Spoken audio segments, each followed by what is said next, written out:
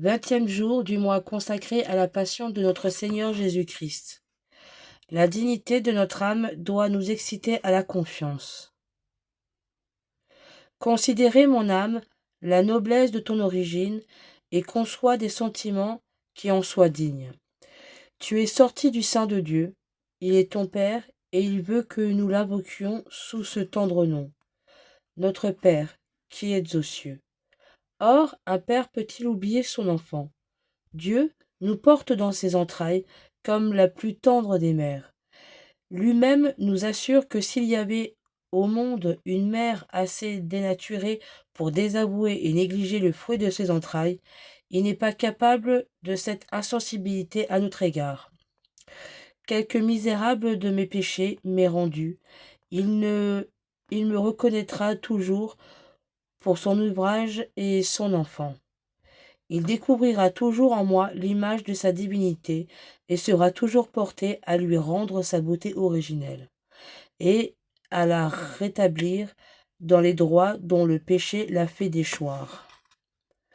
Quoique la pure bonté de Dieu soit le motif de l'amour qu'il nous porte, on peut y dire qu'en nous aimant, il s'aime lui-même. De son amour pour nous, n'est qu'un écoulement de l'amour infini qu'il a pour lui-même. Nos âmes, qu'il a faites à son image, soit, sont, pour ainsi dire, des portions de sa divinité, lui touchant de si près, comment ne nous aimerait-il pas? Le péché, il est vrai, défigure en nos âmes sa ressemblance, mais la pénitence, sanctifiée par le sang de Jésus-Christ, en retrace les traits effacés. Nos âmes, embellies par la grâce du Sauveur du monde, sont des temples où Dieu daigne établir sa demeure, et où il dit lui-même qu'il fait des délices de converser avec nous. Ce sont de vénérables sanctuaires où habite le Saint-Esprit. Nos corps eux-mêmes, sanctifiés par la sainte humanité de Jésus-Christ et consacrés par la société qu'ils ont avec nos âmes, sont des vases dédiés à la majesté de Dieu. On ne peut les profaner que par d'horribles sacrilèges. Et Dieu, dit saint Paul, en perdra les profanateurs. Oui, sans doute, quelque indigne que nous soyons, Dieu fait grande estime de nous. Ce fut dans un conseil ineffable, que 3 personnes divines, que nos corps furent formés et animés par le souffle divin. Faisons l'homme, dit le Seigneur, à notre image. Après avoir créé le monde matériel, il voulut renfermer dans l'homme un abrégé de toutes ses merveilles. Et ce Dieu si bon, voulait-il détruire et perdre ce qu'il a paru, créé avec tant de complaisance? Voit-on des mères qui jettent leurs enfants au feu, ou bien qui les déchirent? Pourquoi te troubles-tu, mon âme, à la vue de tes péchés et dans l'attente du jugement de Dieu?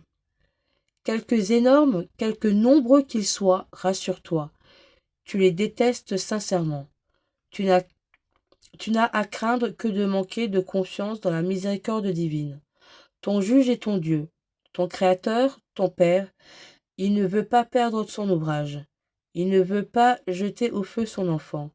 Il désire plus ton salut que tu ne le désires toi-même. Invocation à la Sainte Croix. Dieu Tout-Puissant, qui avait souffert la mort à l'arbre patibulaire pour tous nos péchés, soyez avec moi. Sainte Croix de Jésus-Christ, ayez pitié de moi. Sainte Croix de Jésus-Christ, soyez mon espoir. Sainte Croix de Jésus-Christ, repoussez de moi toute arme tranchante. Sainte Croix de Jésus-Christ, versez en moi tout bien. Sainte Croix de Jésus-Christ, détournez de moi tout mal.